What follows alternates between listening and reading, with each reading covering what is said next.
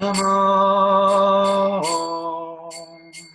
Vishnu Padaya Krishna Prastaya Bhutale Srimate Bhakti Vedanta Swami Iti Namane Namo Vishnu Padaya Krishna Prastaya Bhutale Srimate Bhakti Vedanta Swami Iti Namene Namaste Saraswati Devi Gauravani Acharine Nirvasesha Sunyavadi Astachare Shakarine Namaste Saraswati Devi Gauravani Pracharine Nirvasesha Sunyavadi Astachare Satarine Jaya Shri Krishna Chaitanya Prabhu Nityananda Shri Advaita Gadadhar Srivasadi Gaur Bhaktivinoda Jaya Shri Krishna Chaitanya Prabhu Nityananda Shri Advaita Gadadhar Srivasadi Gaur Bhaktivinoda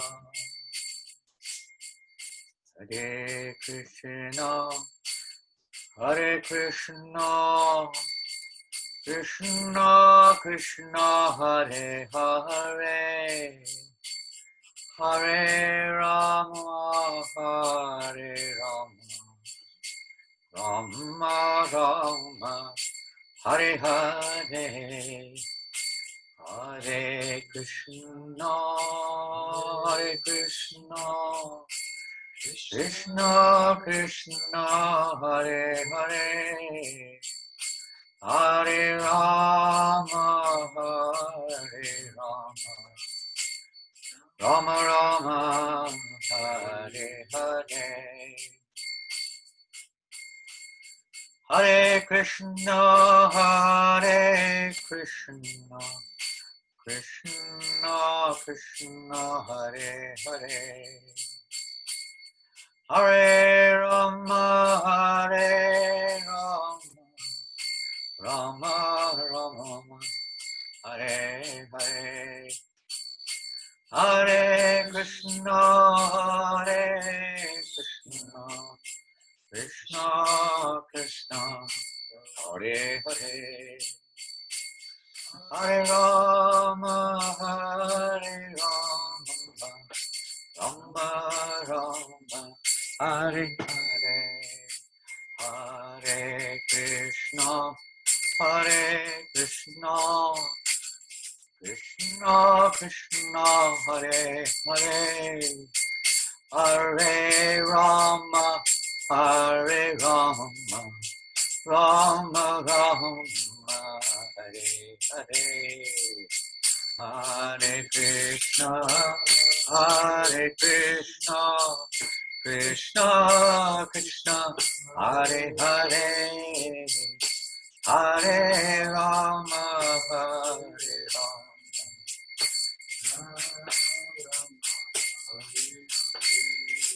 Hare Krishna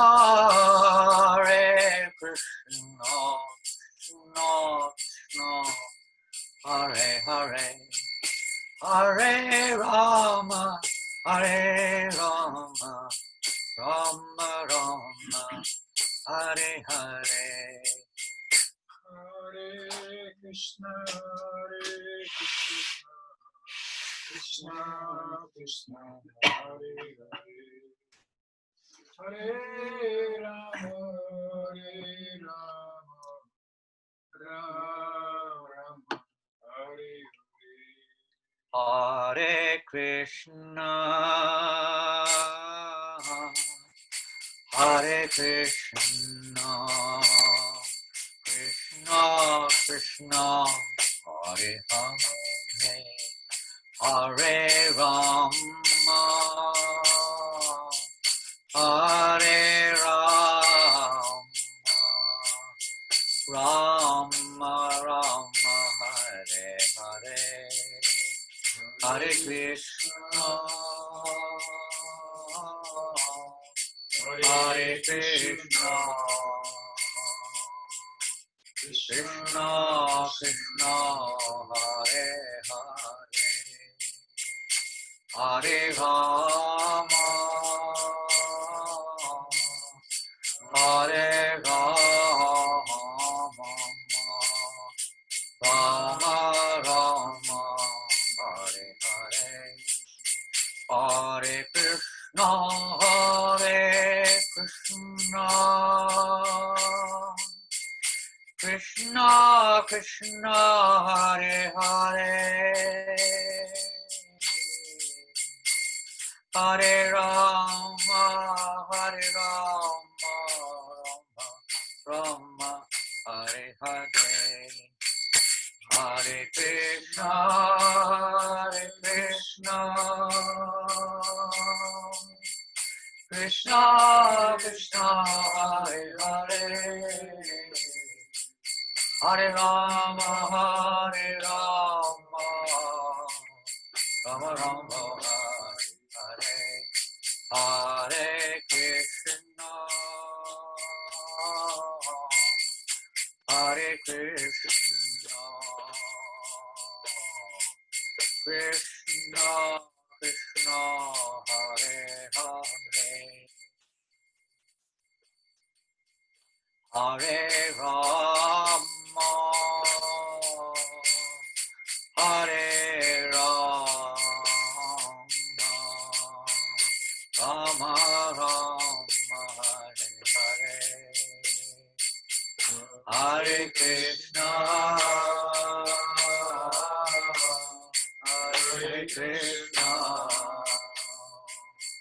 Krishna Krishna, Hare Hare, Hare Rama, Hare Rama, Rama Rama, Hare Hare, Hare Krishna, Hare Krishna, Krishna Krishna, Hare Hare, Hare Rama, Hare Rama, Rama Rama, Hare Hare, Hare Krishna, Hare Krishna, Krishna Krishna, Hare Hare, Hare Rama, Hare Rama, Rama Rama, Hare Krishna, Hare Krishna, Krishna Krishna, Hare Hare, Hare Rama, Hare Rama, Rama Rama, Hare Hare, Hare Krishna, Hare Krishna, Krishna Krishna, Hare Hare, Hare Rama, Hare Rama, Rama Rama, Hare Krishna, Hare Krishna, Krishna Krishna, Hare Hare, Hare Rama, Hare Rama, Rama Rama, Hare Hare, Hare Krishna, Krishna Krishna,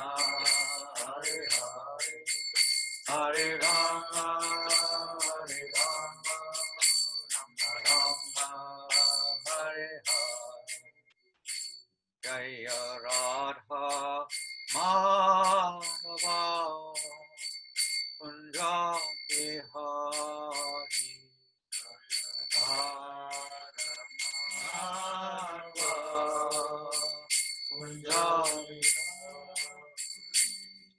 Jaya Radha Madhava Kunja Bihari Jaya Radha Madhava Kunja Bihari Gopi Janabhava Girivaradhari Gopi Janabhava Girivaradhari Gopi Janabhava Girivaradhari Gopi Janabhava Girivaradhari Yashodanandana Vajajanandana Yashodanandana Vajajanandana Yashodanandana Vajajanandana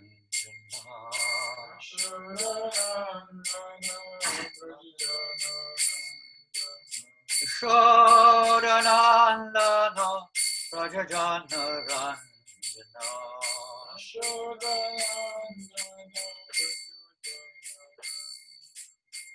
Yamuna Tiravana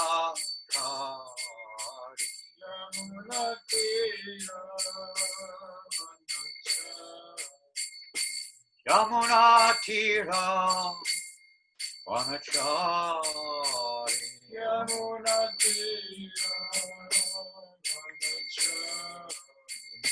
Jaya Radha Madhava Kunja Bihari Jaya Radha Madhava Kunja Bihari Hare Krishna Hare Krishna Krishna Krishna Hare Hare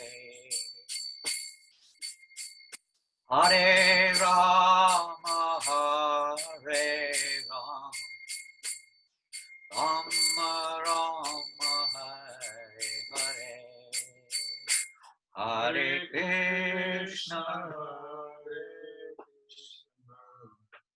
Krishna Krishna Hare Hare Rama Hare Rama Rama Hare Hare Krishna Hare Krishna Krishna Krishna Hare Hare Hare Rama Hare Rama Rama Rama Hare Hare Hare Krishna Hare Krishna Krishna Krishna Hare Hare Hare Rama Hare Rama Rama Rama Hare Hare Hare Krishna Krishna Krishna Hare Hare Hare Rama Rama Rama Hare Hare Hare Krishna Krishna Krishna Hare Hare Hare Rama Rama Rama Hare Hare Hare Krishna Krishna Krishna Krishna Hare Hare Hare Rama Rama Rama Hare Hare Hare Krishna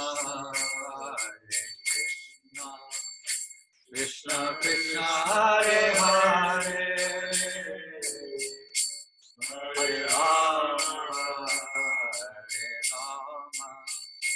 Rama Rama Hare Hare Hare Krishna Krishna Krishna Krishna Hare Hare Hare Rama Rama Rama Hare Hare Hare Krishna Krishna Krishna Hare Hare Hare Rama Rama Hare Hare Krishna Krishna Krishna Hare Hare Hare Rama Rama Rama Hare Hare Hare Krishna Krishna Krishna Hare Hare Hare Rama Rama Rama Hare Hare Krishna Krishna Krishna Hare Hare Hare Rama Rama Rama Hare Hare Hare Krishna Krishna Krishna Hare Hare Hare Rama Rama Rama Hare Hare Hare Krishna Krishna Krishna Hare Hare Hare Rama Rama Rama Hare Hare Hare Krishna Krishna Krishna Hare Hare Hare Rama Rama Rama Hare Hare Krishna Krishna Krishna Hare Hare Hare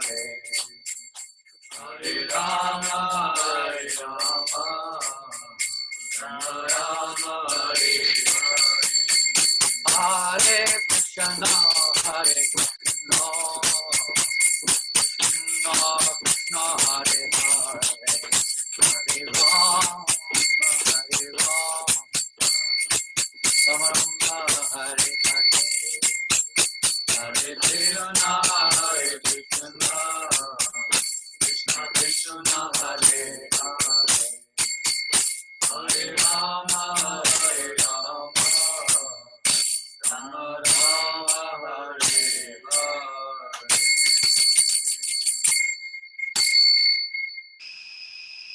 Jaya Vishnupada Paramahamsa Parivraj Acharya Shlota Satishla A.C.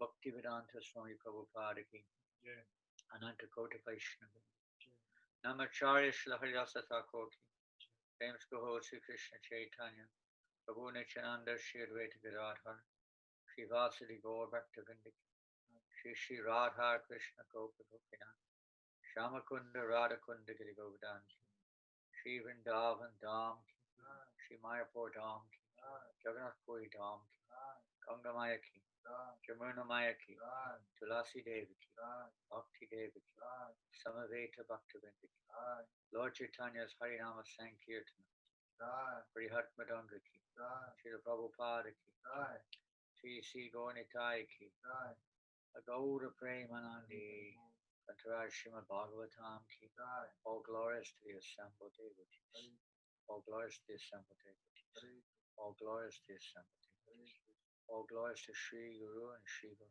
All glories to Sri Guru. Nama Om Vishnu Vidaya Krishna Prasthaya Bhutale Sri Mate Bhaktivedanta Swami Tina.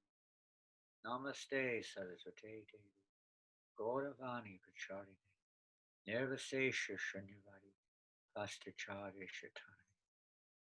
Jai Shri Prabhupada. Panchakalpa Turubhyascha Kripa Sindhubhyevacha Patitanam Pavanebhyo Vaishnavebhyo Namo Namo Om Namo Bhagavate Vasudevaya Namo Bhagavate Vasudevaya. Om Namo Bhagavate Vasudevaya Om Namo Bhagavate Vasudevaya. Om Namo Bhagavate Vasudevaya Om Namo Bhagavate Vasudevaya. Hare Krishna.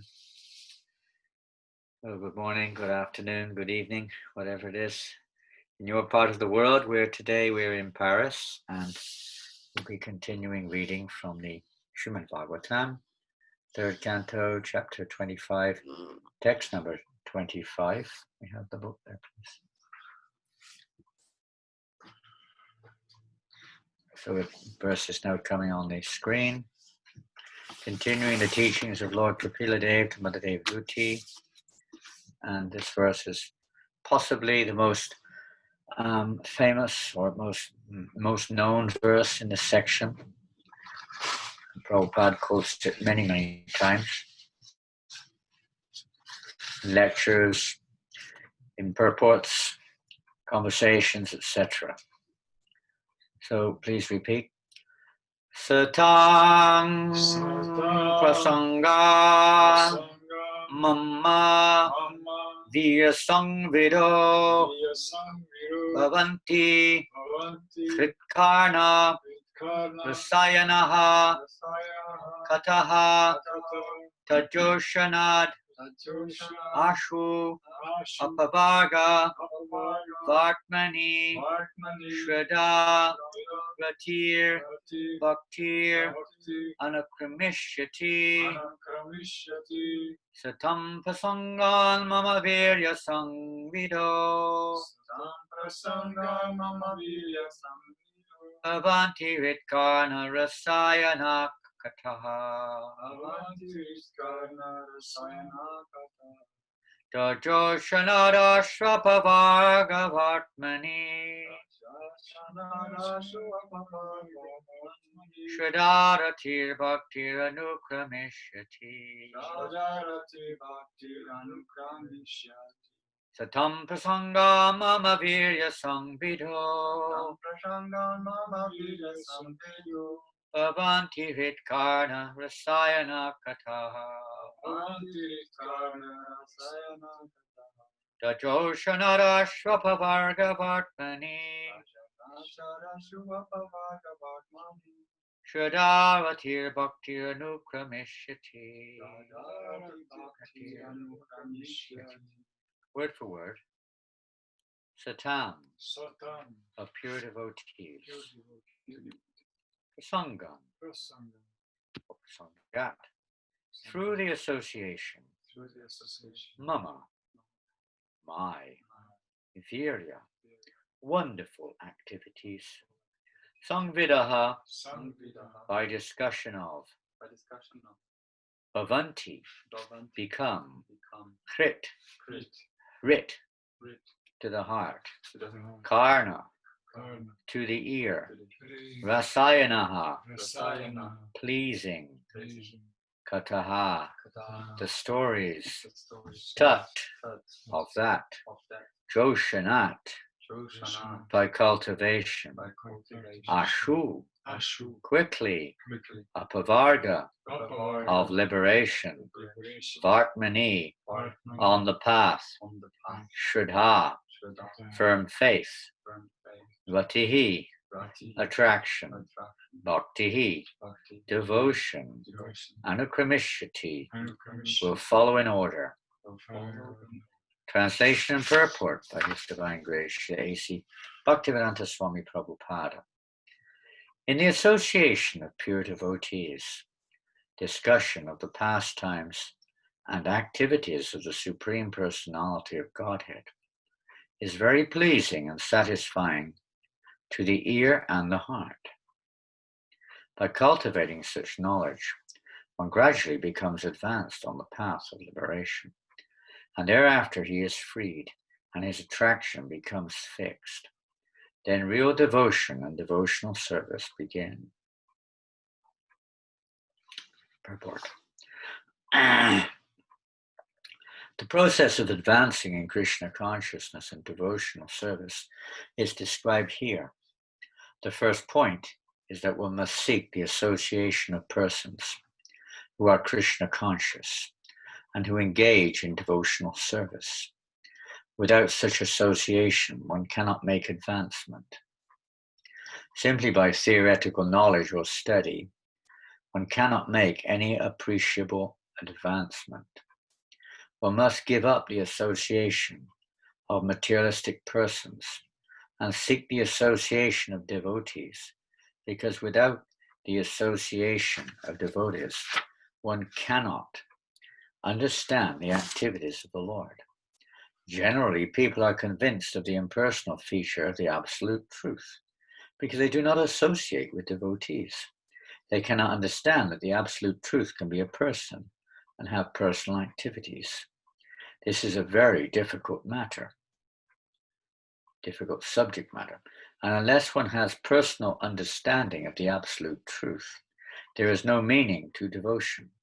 Service or devotion cannot be offered to anything impersonal. Service must be offered to a person. Non-devotees cannot appreciate Krishna consciousness by reading the Srimad Bhagavatam or any other Vedic literature wherein the activities of the Lord are described. They think that these activities are fictional, manufactured stories, because spiritual life is not explained to them in the proper mood. To understand the personal activities of the Lord, one has to seek the association of devotees, and by such association, when one contemplates and tries to understand the transcendental activities of the Lord, the path of liberation is open and he is freed. One who has firm faith in the Supreme Personality of Godhead becomes fixed, and his attraction for association with the Lord and the devotees increases.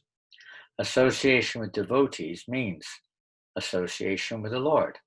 The devotee who makes this association develops the consciousness for rendering service to the Lord, and then being situated in the transcendental position of devotional service, he gradually becomes perfect. Srila Prabhupada Ki Jai. Hare Krishna. Well, last week we also discussed this verse, and if my memory serves me right, we discussed also a little bit about the quality, so to speak, of our association, and the effects of the types of the quality of the association which we have, and how if we want to rise above the platform, developing deeper, genuine faith, fixed faith in devotional service, or in Krishna, one has to have the association of more advanced devotees. Because the association of devotees on a lesser level of devotional service, it is not easy to advance beyond bhajana kriya, or the practice of devotional service, which probably is the case with many of us, where our association is not as strong as is required to make that change from attachment or affection towards the material world to firm faith or fixed conviction in pure devotional service, with no more interference or no more attraction for the material objects. But the principle of association with devotees is the most important practical principle in terms of our advancement, even in chanting Hare Krishna or studying scriptures. To do it independently, in some circumstances, you could say we are in that situation, but as much as possible, we should desire, as we heard in the previous verse, we should develop the desire to associate with the devotees of the Lord. because it's by their association that our capacity, our ability to hear, not only the subject matter to be heard, but our ability to hear the subject matter, it can also be, you could say, become more eligible, become more purified in consciousness by serving those devotees and by associating with them and picking up on their mood and their attraction for hearing the messages of Godhead. In the verse today, there's some, I think we may have mentioned some last week, I can't remember, but we see there's some very special words there in this particular verse. Every word is very special. We've already covered prasanga, the association of devotees of Satam Prasanga. We've covered that, or we've heard that from Kapila Dev in previous verses. This Rasayana Kataha, this stories, Prabhupada translates it stories. And for most people it is a story, and story in many cases is equated to some kind of myth or some, not something fictional or something like that. But these stories are absolute, they're real. They're not just, somebody's made up ideas or something temporary related to the material world. These pastimes of Krishna are eternal. They're going on eternally. They're not just something that just happens once and that's it. These pastimes are the eternal pastimes of the Lord. Unlimited pastimes, eternally, all going on eternally, inconceivable to our material experience. This is the nature of the absolute. This knowledge, which eludes most people because of bad association. They get association of persons who are not in devotional service, and consequently they get a non-devotional understanding of the meaning of the pastimes of the Lord. Srila Prabhupada gave us the Krishna book in ISKCON. Practically speaking, it was the first major big book that came on the scene. I think maybe Teachings of Lord Chaitanya Nectar Devotion may have come out just before Bhagavad Gita was in a small version. But in many ways, the Krishna book, at least in the Bhagavatam, as far as the public is concerned, the Krishna book, Prabhupada summarized the 10th canto, which is, in one sense, the essence of the Bhagavatam in terms of subject matter, to come to that point of eligibility to associate with the pastimes of Krishna through the media of the pure devotee of the Lord. So Prabhupada made that available to people in general, not just devotees. The Krishna book was distributed en masse. And why? Because Prabhupada wrote a summary in such a way that it could be digested even by ordinary persons. Maybe they don't want to take it, but in principle they could understand or get the eligibility to, at least to some degree, to appreciate the pastimes of Krishna, because it's being delivered by the mercy, by the media of the pure devotee of the Lord, in that particular form, digestible form of the Krishna book. And Prabhupada wanted us to distribute this everywhere, the Krishna book, the life pastimes of Krishna on this planet, summarized, because as we heard last week, the effect of hearing the stories of the pastimes of Krishna is the path of Vatman, is the path of, as mentioned in this verse here, Apavarga Vartmani, is the path of liberation, freedom. Freedom from what? Not freedom from our so-called being, suppressed in the material world, but freedom from our attachment to the material world, freedom from our attraction from the sense objects, that which is keeping us bound up in this material world. Our attachment to trying to enjoy the objects of the senses in this world has to be transformed. Attachment, we cannot give up attachment. It's a matter of transferring our attachment from the material to the spiritual. So by the association of pure devotees who have the empowerment, the eligibility, the capacity to transform material, what apparently seem to be material objects, into spiritual. And the same in our heart, they can change our hearts by filling our hearts with topics concerning Krishna or service to Krishna. They engage us in this way. So such is the importance of association with persons who know the science of Krishna consciousness, not just know it theoretically as probability, but literally realize that realization of this subject matter of Bhagavad Gita, Srimad Bhagavatam, it awakens or involves in the association of devotees by conversing with each other, discussing these topics, just like we see in the Bhagavad Gita. Machita magapanapana bodhayanta paraspram katyantaschamamijanta shanticha ramanticha. That the devotees, the thoughts my pure devotees dwell in me, their lives are surrendered to me. They derive great bliss and satisfaction. Always they derive great pleasure in this association of conversing with each other, topics concerning Krishna or the path, the devotional purpose of the Hare Krishna, to come together in different places, maybe slightly different, but in principle, our association now has in the last few months become maybe a little different in one sense. Mostly now it's what we call online through Zoom conferences, or Zoom classes, or whatever it is. Sometimes maybe other methods.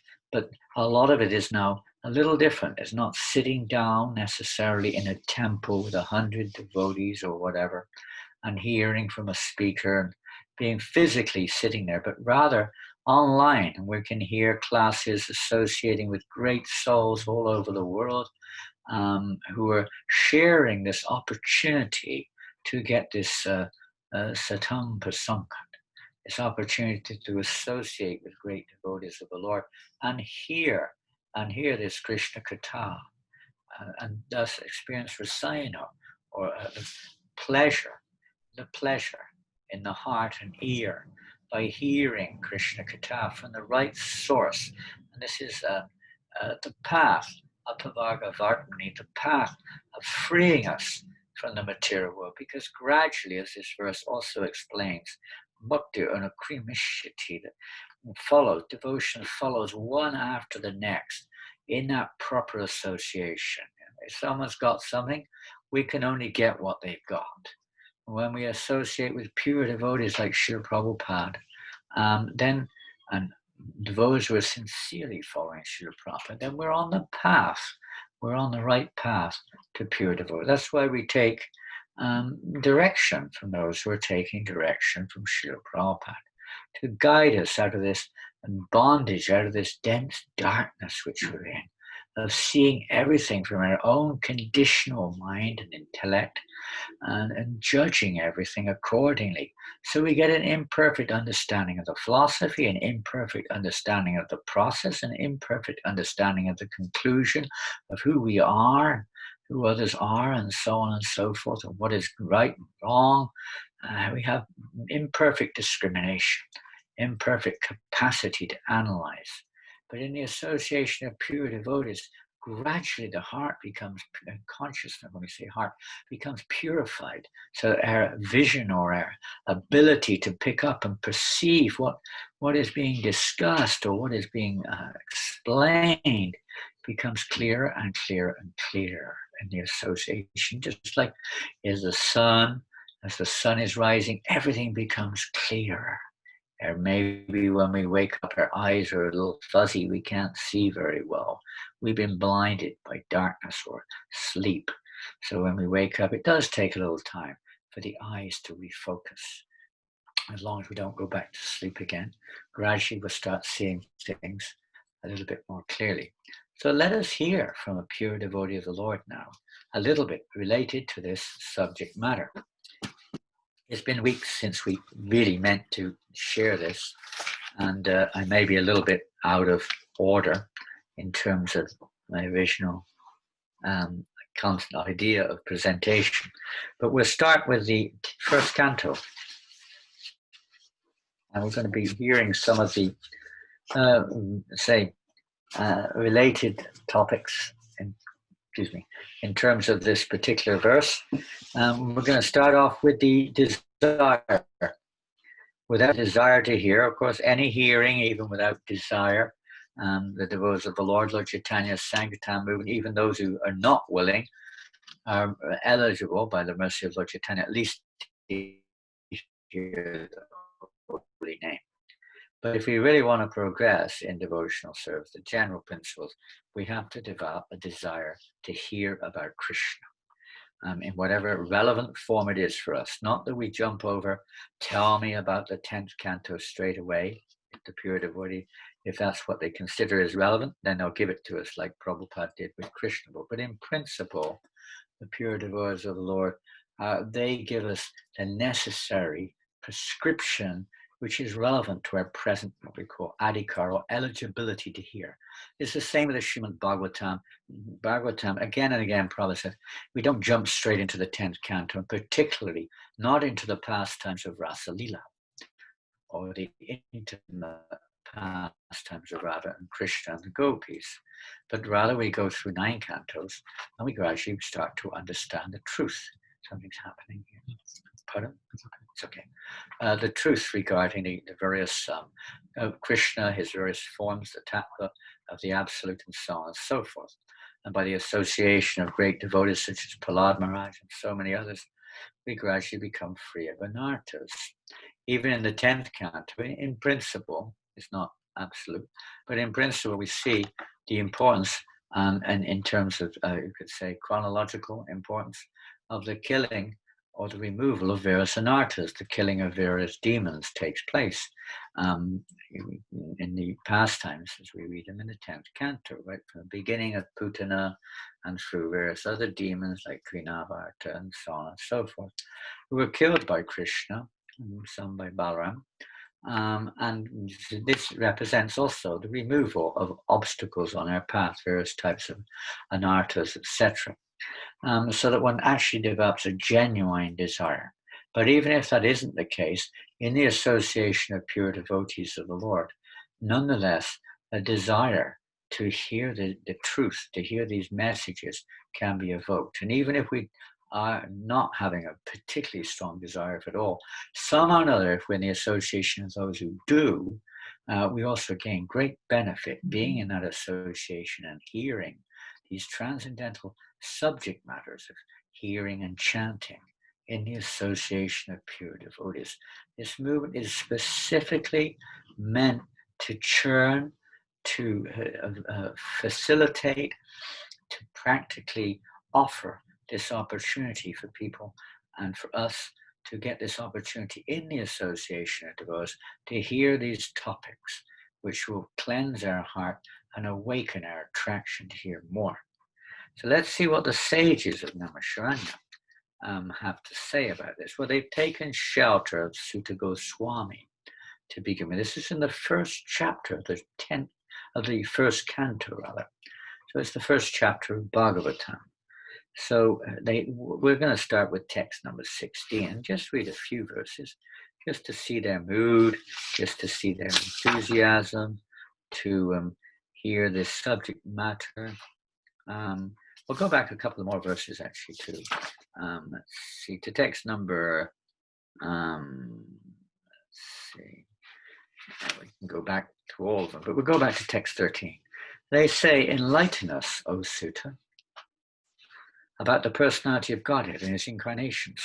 We are eager to learn those teachings imparted by previous masters, for one is uplifted by hearing them. Uplifted means we're lifted above the delusion that we're in, the forest of delusion. We're so much absorbed in the temporary things and the modes of material nature in this world. So by hearing from the right source, this can lift us above it. Just like when we go above a cloud, when under the cloud, things are very, whatever they are, they're dull. We can't see the sky.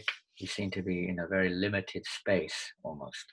When the clouds we rise above the clouds, then the sun is shining.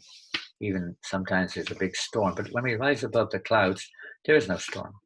So like that, in the association of those who are transcendental, we take shelter of their lotus feet above the water of the material world, and we're no longer affected by what goes on underneath the clouds. So then we're going on to text number 16, 15 maybe. O Sutta, those great devotees who have completely taken shelter of the lotus feet of the Lord It won't sanctify those who come in touch with them, whereas they sanctify only after prolonged use. It's much more powerful than many times the great devotees of the Lord. Of course, for people in general, going to holy places of pilgrimage are very, very valuable. They're very important. But many times the devotee, what are the use of going to these holy places of pilgrimage? The real holy places of pilgrimage are where pure devotional service is practiced. One would hope to see that pure devotional service is in the holy places of pilgrimage also. Otherwise, Janananda Yashrivaya, what's that verse?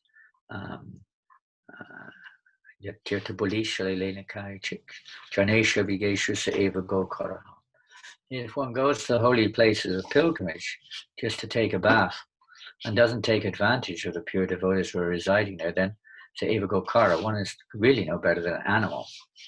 And the purpose of going to the holy places of pilgrimage is ultimately is to get the association of pure devotees, to hear from them, not just to go there with one's baggage, take a bath and go back again. Who is there, in text 16, the sages say, who is there desiring deliverance from the vices of the age of Kali, who is not willing to hear the glories of the Lord? Who is there amongst us? If we really want to get free of the vices of the age of Kali, it doesn't just mean, meat eating, intoxication, illicit sex, and gambling. There are many vices. The ultimate vice is to identify with the body. Prabhupada said this is the original sin. All other sins come from this identification of the self with the body. So this can be, most people don't think of this as a disease of life, but it is actually the cause of all of our problems, sufferings in this world are due to false identification.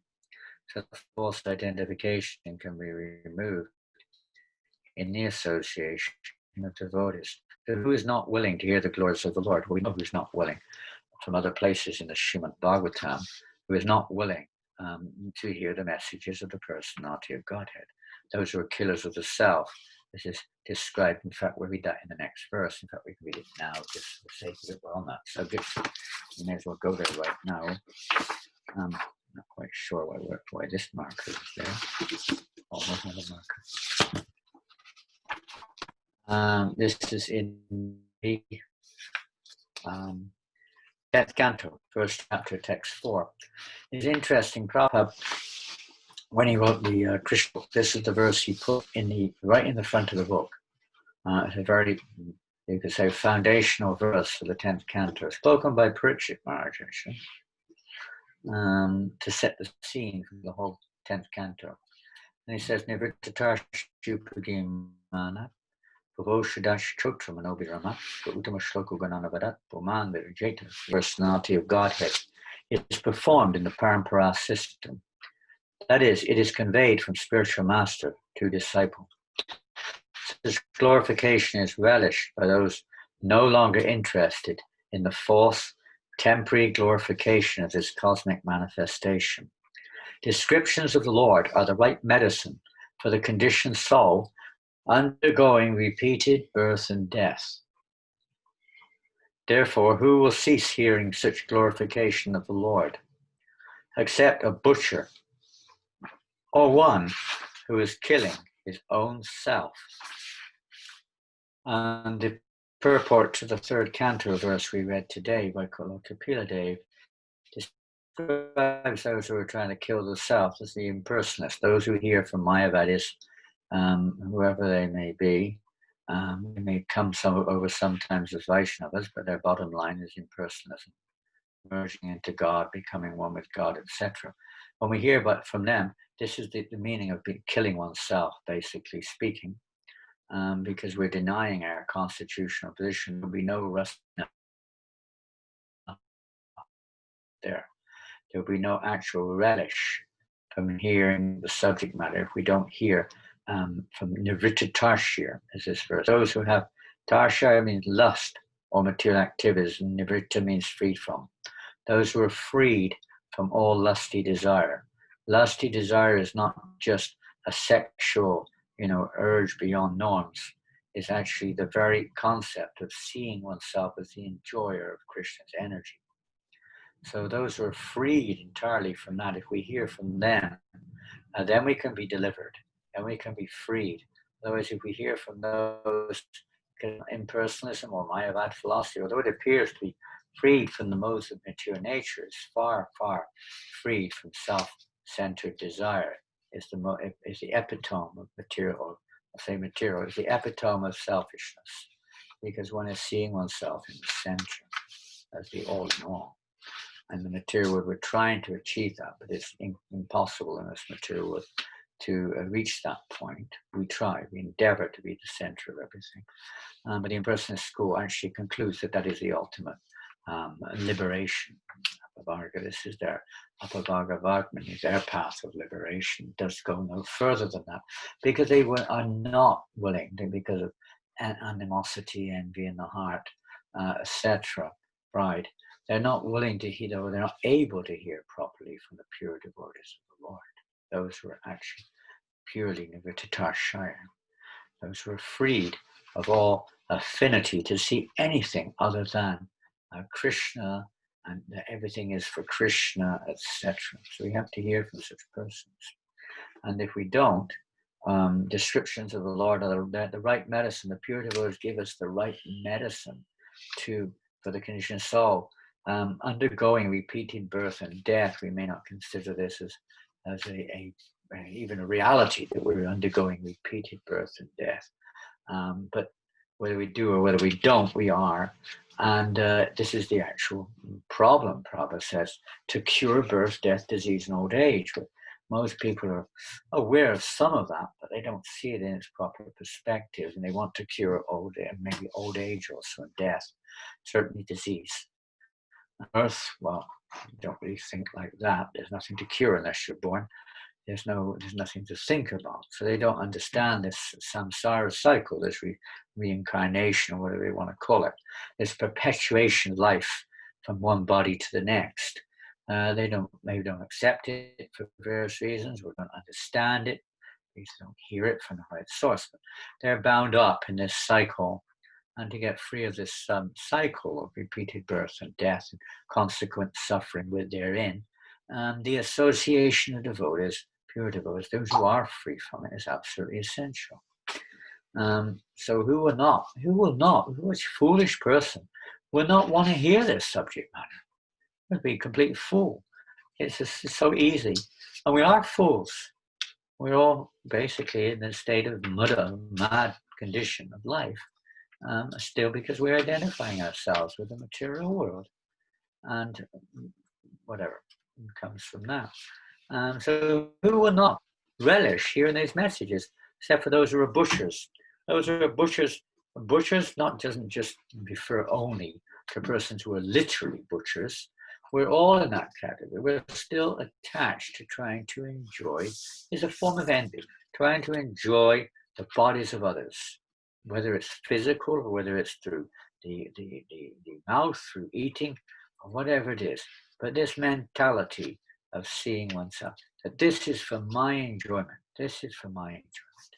So the material concept, the material world is for my enjoyment, or those who are killers of the self, the material world, forget it, it's an illusion, just become one with God. These two are the major, you could say, obstacles on the path to pure devotion. It's bhoga, material, desire for sense enjoyment, and moksha, this desire for liberation. These are the two greatest obstacles on the path to devotion. So Krishna Katha is very simple. Bhagavad Gita said Krishna is the Supreme Personality of Godhead, and he himself explained, "O Arjuna, there's no truth superior to me. Simply by understanding this fact that Krishna is the Supreme Personality of Godhead, one can become liberated. Liberation stands at the doorstep of a devotee. It's just like a maidservant. It's not like it's the goal. It automatically comes when we're absorbed in devotional service to Krishna. Very simple. But especially in this age, because people are interested in hearing Bhagavad Gita from unscrupulous persons who depart from the simple presentation and distort it for their personal satisfaction, they fail to derive a real benefit. So they're unfortunately associating with killers of the soul. It can't never kill the soul, but it kills the actual, you could say, essential constitutional opportunity which we have to awaken our constitutional relationship with Krishna. Covers it over. We'll continue from the sages now. So they say, who is not willing to hear the glories of the Lord? Who isn't willing? Well, I guess all of us have a little bit of challenge there sometimes, at least I do. We think there's some more important things to do. There are many things to do in life, there's no doubt. We do have our duties. We may have to work to maintain our families. We may have to study to get appropriate eligibility to work or whatever we think we have to do. We may have family responsibilities, social responsibilities, but ultimately all these responsibilities are temporary, and they should be facilitate or favorable to awaken our real responsibility, which is our relationship with Krishna, to awaken our relationship with Krishna. This is the real goal, not just to enhance our relationship with the material world, but if that helps us to enhance, to see Krishna's presence in everything we do, and to aspire and desire Krishna. Maybe it's out of various impetus. Sometimes it's fear, sometimes it's depression, sometimes it's frustration, sometimes it's anxiety, whatever it may be. We turn to Krishna. Then there's some value there, you could say. It may not be in the right pure mood of loving affection, but at least it's having that effect of helping us to turn to Krishna when material desires come into our hearts. Krishna, Krishna. When we're in danger, Krishna, Krishna. When we're under pressure, Krishna, Krishna. If some or another, it helps us to become. So in that sense, we can say there's some purification is taking place. We're turning to Krishna instead of just turning to the mundane methods of dealing with the subject matter, but we turn to Krishna. And that's the idea. That in every situation, we turn to Krishna. And when we're in the association of devotees of the Lord, generally speaking, there's no other term. In their association, everything is seen in the light of Krishna. So they open our eyes, which are blinded with the darkness of ignorance, with the torchlight of knowledge. And they'll give us the appropriate medicine to slowly, gradually help us to open our eyes and see things clearly. It may be practical sadhana, some particular service, or whatever, something relevant to us. We're going to the next verse. His transcendental acts are magnificent and gracious, and learned sages like Narada sing of them. They sing them. It's not just some, it's not like us. We may have seen, what did I hear? What's that verse I heard from the Bhagavad Gita? Someone asked a question. We were thinking, I'm trying to remember something. The pure devotees are constantly, they've seen the truth. They're constantly sharing, like Bhakti Siddhanta Saraswati Maharaj. One time, one gentleman in Calcutta said, how can you write a magazine every day about Krishna? Bhakti Siddhanta Maharaj had his daily newspaper about Krishna consciousness. So they were asking, this man was asking, how can you do that? He said, what do you mean, how can I do that? And he said, how many newspapers are there in the world now? Maybe not so many, we go online now. But in those days, and even more so later on, last century, the middle of last century, there were hundreds and hundreds and hundreds of thousands of different newspapers all over the world, and so many editions of the same newspaper, morning edition, noon edition, evening edition, thousands and thousands of newspapers, and people will be buying this one and buying that one, comparing the news of this one with that one, completely absorbed in the mundane news. Every day in hundreds and hundreds of different languages, hundreds of thousands of newspapers are coming out. Local ones, national ones, regional ones, etc. So many publications. Bhakti Siddhanta Maharaj said, if you can think of something every day to write in a newspaper to captivate people's attention of this tiny, insignificant, tiny material world, which has, practically speaking, this Earth planet is just like a spot, like a grain of dust in the universe. And this universe is like a mustard seed in a sack of mustard seeds. And this whole material, the whole tattva, the whole material energy is but a small fraction of Krishna's opulences, of his power, of his energies. And on this teeny weeny little planet that we're on, we can think of so much stuff to talk about, to write about, to churn. So what to speak, he said, of the spiritual realm. I could give you every moment a book about Krishna and it would never say the same thing twice. But you're not ready. You can't hear the first thing, practically speaking. There's unlimited. The spiritual world is unlimited, and we're so absorbed in this tiny, insignificant material world. We're one of billions of humans on this planet, trillions of living entities in movable forms. And we're so absorbed in our little teeny world as if it's the universal center, completely forgetting the reality and even our own glory, our own spiritual position, completely forgetting it. This is another form of killing the self, totally oblivious to our spiritual identity and our spiritual activities. We make this material, everything so important, everything so significant, you know. And not only is it in terms of you could say dimension, but in terms of time. We're in this little tiny space and this little tiny era in time. It's so tiny in terms of even the universe, which lasts 312 trillion years or whatever it is. It's this moment in time is so short, just a few years in this body, and that's the end of our whole dream. The whole drama of this life is over, except for the reactions. But it's all such a short thing. We make such a big issue of it.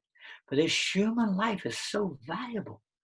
And it's just unfortunate that we spend almost all of our energy trying to make the body comfortable, trying to enjoy the world around us, trying to interact over mundane topics, and which affect us so much, left and right. So many people are very afraid right now. Some people are paranoid about the present situation of the world, either what it is now or what it may become in the future, etc.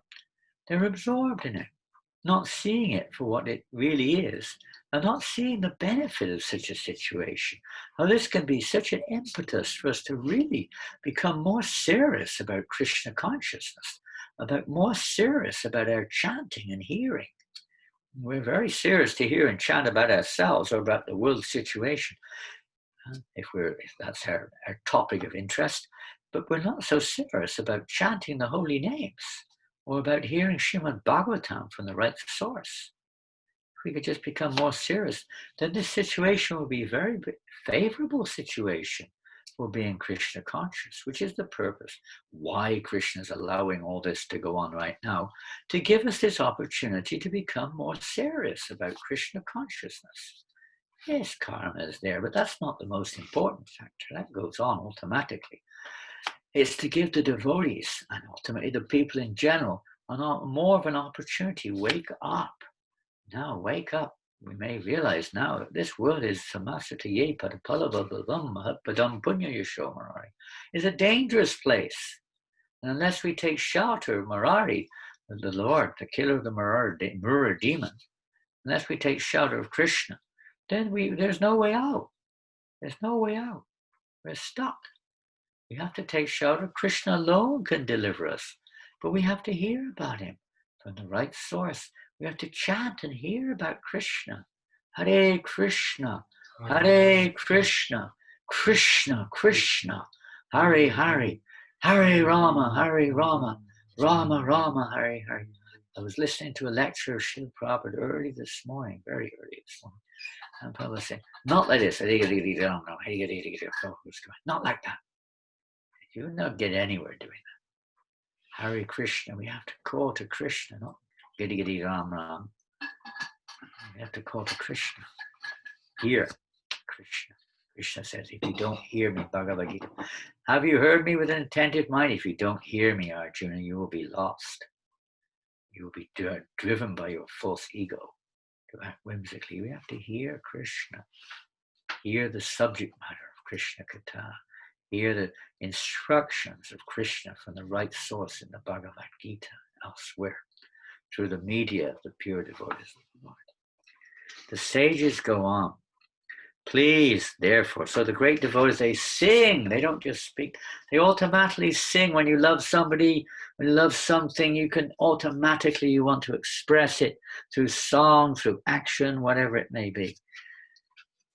Therefore, please speak to us who are eager to hear about his adventures, which he performs in his various incarnations, eager to hear this Lolyam Rupa Goswami, the Lala Samai, this eagerness to hear the topics is the price of Krishna consciousness, Prabhupada writes. To become eager to hear, to become eager to serve. Maybe in the beginning, the Bhajana Kriya stage, is a lot of practical eagerness to do a particular service because of our present conditioning, you could say. We may be attracted to certain services. That's fine. If it's within possible reach, it's fine. We can do that. But ultimately, eagerness to hear about Krishna, not just if that service is there, I'll do it. If it's not, I won't. And I'll only do this service. We're very conditional in our efforts to become Krishna conscious sometimes. So at the beginning, that may be fine. It may be very good. But we should go a little bit beyond that if we really want to get, the path of devotional liberation, not just mundane or freedom from suffering or personal liberation, but love to awaken, as the verse in the third canto was describing, a gradual, real devotional service begin. As we heard last week, that means prema, to awaken our love for Krishna. We have to go beyond the conditional stage. Devotional service is hoitikiya pratiyata. It is unconditional, unmotivated, uninterrupted. Only that service will completely satisfy the self. So in the association of those who have that quality, then that may come, that we can develop that. We've got to keep that association as much as we can. Oh, wife Sutta, please narrate to us the transcendental pastimes of the Supreme Personality of Godhead's multi-incarnations.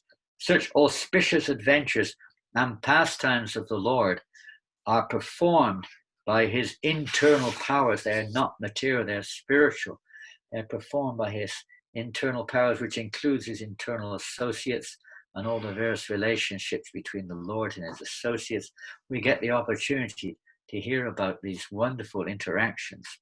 Then the next verse, text 19, they say, we never tire of hearing the transcendental pastimes of the personality of Godhead, who is glorified by hymns and prayers. Those who enjoy association with him relish hearing of his pastimes at every moment. Not just once a week, at every moment they relish it. You can't give it up once you have something like this. Like even in the material world, sometimes a boy or a girl becomes so attached to the other partner. Even at work, at college, they can't concentrate. They're infatuated with the objects of their sense enjoyment. It may be some even impersonal object of some kind, or some identification with something which is going on. Their minds are infatuated with it. And in every situation, even at night, they're dreaming about it.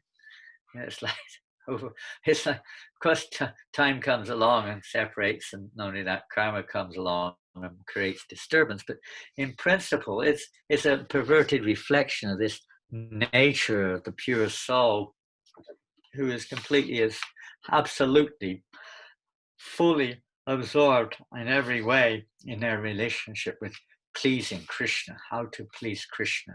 And there's nothing else on their consciousness. They just want only that, Krishna, nothing else, Krishna. So the sages of Naimishranya are very, very eager now. They're very eager. They want to hear. And they're okay, at a certain stage, one will enjoy. When we use the word enjoy, usually we refer to some selfish kind of pleasure from the mundane platform. But in the spiritual realm, too, you cannot take away the fact that the living entity is also experiencing great happiness. It's not just a kind of a selfless, blindless kind of like almost like slavery or something. We exist simply for the sake of pleasing Krishna. It's true, but that's not a one-way traffic. Krishna reciprocates as Krishna is very pleased with the loving devotional service of a devotee. The devotee is very pleased too, because this is the most satisfying thing for the soul. This is the love is reciprocal. Said even the devotee experiences even more ecstatic emotions than the Lord in his own little way. That's why the Lord takes the form, Krishna takes the form of Gauranga or Lord Chaitanya to experience the love that the devotee experiences in relationship with himself, which is even sweeter in its own little way, where Jesus, and ever increasing. So it's unavoidable. We're part and parcel of Krishna. We also have the same capacity or Nanda, enjoying or pleasure. Nanda Moya Vyasat, the pleasure experience, the pleasure potency of the Lord is also endowed there in the jiva, perverted in this world. And by the three modes of material nature, etc., comes out in all kinds of varieties of distortions. And suffering is also, of course, the most prominent factor which comes from it, because it's a falsity for the soul to try to experience pleasure in a temporary world without Krishna. So they enjoy association with him, relish hearing to Shanti Chara, Manti Chara, as Krishna says in Gita. They relish hearing of his pastimes at every moment. Sanjaya in the Bhagavad Gita also speaks like this. His hair standing on it. He relishes hearing this message over and over again. It never becomes, dry. It never becomes, static or staid or anything like this. It's ever ecstatic. Each time one hears the subject matter, it becomes sweeter and enters deeper into our consciousness, closer to the soul. Then the last two verses here. Yep. Lord Sri Krishna, the personality of Godhead and Balaram, played like human beings, and so mass they perform many superhuman acts. Knowing well that the age of Kali has already begun, we are assembled here in this holy place to hear at great length the transcendental message of God, and in this way perform sacrifice. We wouldn't normally look at it so much as a sacrifice, but it is a sacrifice. What does a sacrifice mean? To different people, it may mean different things, but for a devotee, it means giving up our self-centered idea of pleasure and to absorbing ourselves in that activity which will bring pleasure to Krishna. This Sankirtan Yagya Sankirtanam prayer, Yadantihi Sumeda Shaha. This Yagya Sankirtanam prayer. This is the Kali Yuga, this is the yajna, the sacrifice for Kali Yuga, is to absorb ourselves in Sankirtanam. Hearing Bhagavatam is Kirtan, or Shravanam from our point of view. Speaking Bhagavatam is Kirtan, so it's Shravanam Kirtanam, the holy name. We say we're going on Sankirtan, but Sankirtan should be all the time we should be on Sankirtan. That's the ideal, Kirtaniya Sadahari. We're going to develop the eligibility, this humility, tolerance, respect, etc., which Lord Chaitanya speaks about in the Sixth Shastakam, etc. In the association of devotees, we can develop the humility, tolerance, and respect for others, and not expecting any respect at all for ourselves. Maybe we're not quite there yet, but the proper association of devotees helps these qualities to evolve. So then Kirtaniya Sadahari, so we can chant the holy name or hear Bhagavatam, even if we're not physically hearing it, it's in our hearts. We're remembering it, or we're reciting it, or we're chanting and hearing the holy names of Krishna. We're going, when we say going on Sankirtan, today we're going on Sankirtan in Paris. We've been going out every day this week on Harinam Sankirtan, and I've just been chanting. Some of the devotees have been just doing books. In France, things have kind of opened up. It's kind of opened up in terms of the public anyway. Sankirtan, we say going on Sankirtan, but Sankirtan should be always there. When Prabhupada in 1976 was in New Mayapur, France, in the farm here, he said, is Sankirtan going on? And devotee said, oh, well, once a week we go, Prabhupada, on Sankirtan. Why only once a week, Prabhupada said. And the devotees say, oh, it's too difficult, Prabhupada, it's so far from the city. And Prabhupada, I'm not talking about the city.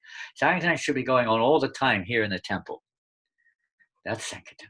So wherever we are in the home, wherever we can, obviously we can't externally at least do it everywhere, maybe in the office or in the workplace, in the school or whatever, it may not be so practical, but internally and as much as we can externally, the Sankirtan should be going on as much as we can.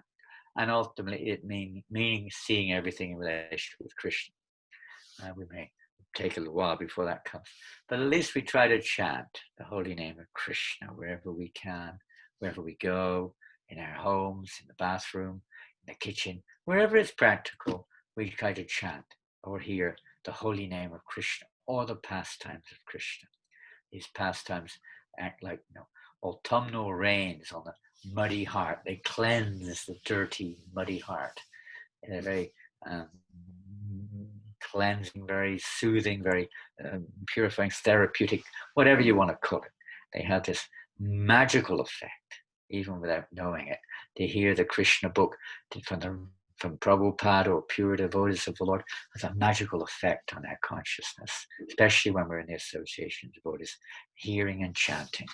So we're going to now, we're going to finish in a few minutes. I'm going to read one more verse. This is also from the 10th canto, and we'll leave the rest to next time. There's many wonderful related topics and verses regarding this subject matter.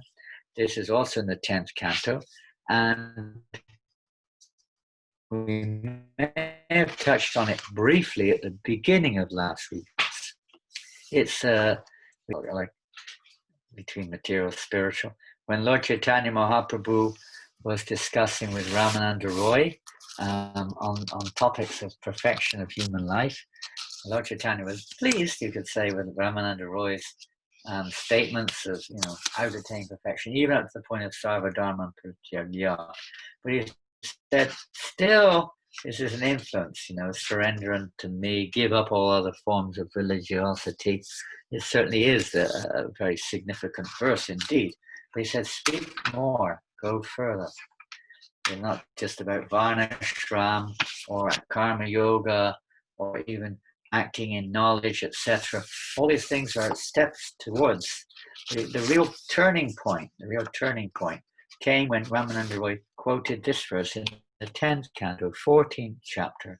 This is spoken by Lord Brahma. Many, many significant verses in the 14th chapter of the 10th canto. And it's kind of interesting. Prabhupada, for some reason or other, left us in terms of the translation of the Bhagavatam on the 13th canto of the 13th chapter of the 10th canto. And he translated some of the verses. And I think this is one of the ones which, he gave this translation elsewhere, maybe in Chaitanya Charitamrita or somewhere. He gave this translation to this verse, 10:14:3. And this spoken by Lord Brahman.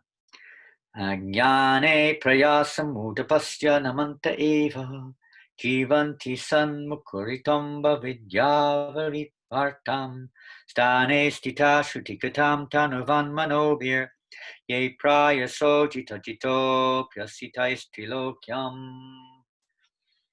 And Lord Brahma says, those who, even while remaining situated in their established social positions, throw away the process of speculative knowledge, and with their body, words, and mind offer all respects to descriptions of your personality and activities, dedicating their lives to those narrations which are vibrated by you personally and by your pure devotees, certainly conquer your lordship, although you were otherwise unconquerable by anyone within the three worlds. It's along the line of today's verse. Remaining in one situation, Lord Chaitanya didn't, when he was with the Kurma Brahmin who wanted to leave his situation, Lord Chaitanya said, no, yada dekatara kara Krishna Upadesh. So you stay where you are and you study Srimad Bhagavatam, Bhagavad Gita, etc. And you preach that message to others. As you have realized that you preach it to others, and even more realization comes by sharing it with others. Those who, even while remaining situated in their established social positions, it's not about changing one's position, it's changing one's consciousness. But again, the same point is here, throwing away the process, speculative knowledge, which generally leads to the impersonal concept of the absolute. Putting that aside, don't go down that path. And with our body, words, and mind, in the dedicating our body, words, and mind, body, words, and body, mind, and word, BMW, giving everything and all respects to descriptions of your personality and activities.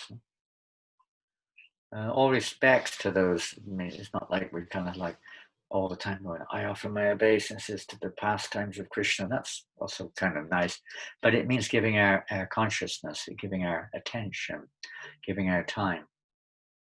To offer respect to somebody, we have to give time. We have to be attentive to what they're saying. And if we're talking to somebody and we're not attentive, they know it. And it basically means we don't respect them. So in terms of Krishna, the same thing. Subject matter is there, but we're not paying respect. We're not hearing it. And even if it's being spoken, we're not being attentive. So paying respect to descriptions of your personality and activities, dedicating their lives to these narrations. The narrations may be a practical direction for us in our lives. Prabhupada says that the instruction of the spiritual master is life and soul of the devotee, which are vibrated by you personally and by your pure devotees. So they're vibrated by the Lord personally. We have Bhagavad Gita, the pure devotees of Srimad Bhagavatam, and many other texts have been given there, Goswamis and others. They certainly conquer. Krishna is conquered. He's conquered when we pay that respect to his words or the words of his pure devotees. That conquers Krishna. He becomes conquered. Although you are otherwise unconquerable, you cannot be conquered by any amount of austerities, study of the Vedas, charitable acts, whatever it may be, following Chaturmasya, this thing, that thing. So many things people may do, making up their own, in many cases, speculative process, other cases, following bona fide processes, but not on this level, but bona fide processes of elevation, etc., do not capture Krishna's heart. Following religious practices, all of this may be good for our gradual progress, but it doesn't capture it. Krishna's not conquered by it, but he's conquered when one comes to this platform of paying proper respects to his pastimes or topics concerning him, spoken by him or by his pure devotees of the Lord. He's conquered by this. And consequently, of course, because he's conquered, we're also conquered. Our hearts are captivated by this. When our hearts become captivated by the subject matter, Krishna is conquered. Krishna is conquered. And when he's conquered, it's like us. Any person, if somebody completely takes shelter of us, generally speaking, we afford them all protection we can. We feel indebted. We feel so much we want to help them because they're taking shelter. This is the process of taking shelter. All of the sadhanas that we perform, all of the institutional arrangements that are required to facilitate the environment for our devotional practices are leading to this point of being conquered by the personality of Godhead's pastimes, conquered by his form, conquered by his name, etc. Captivating our consciousness like this, addicted. Yes, we become addicted to Krishna Katha instead of addicted to Gramya Katha, some other Katha. So this is, again, we're moving forward in this. We can go on forever and ever.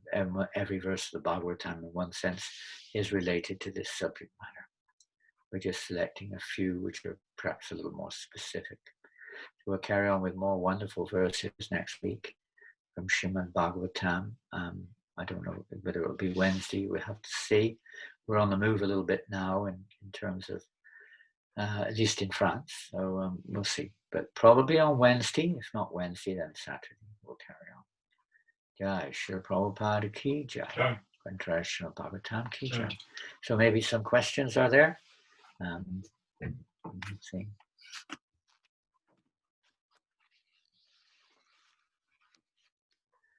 Okay. Sab say hi. I can't. That No, this is not misspelling, huh? Okay.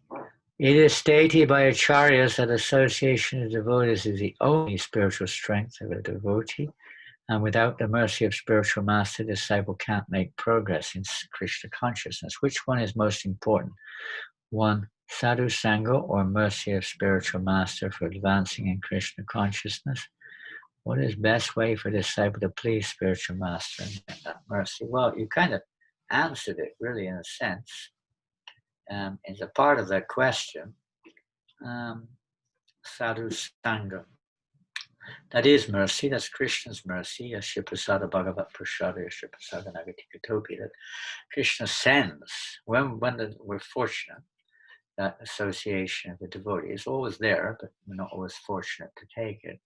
He sends the devotee. So how do we get, that's mercy of Krishna. So how do we get the mercy of the spiritual master? You can say it's available. Prabhupada said, my mercy is always there, you just have to take it. So we have to take it, that's all. The mercy, there are different ways of coming to perfection. Nitya Siddha, Sadhana Siddha, Kripa Siddha. Nitya Siddha is eternally situated. That's kind of automatic. And then Sadhana Siddha by, it doesn't necessarily only infer, regulated principles. It's the gradual process also of going through the Vedic system, through Varnashram and so on, through various steps and stones. And Kripa Siddha is the mercy of the spiritual master specifically. And Prabhupada one time said that my mercy are the instructions I'm giving. You just have to take them. They're there. So you're getting the mercy of the spiritual master coming through the spiritual line of disciplic succession. We just have to take it. The more the disciple sincerely, according to time and circumstance, we're in different conditions, but applies that which is relevant to our lives sincerely, giving up a little bit of tolerance sometimes.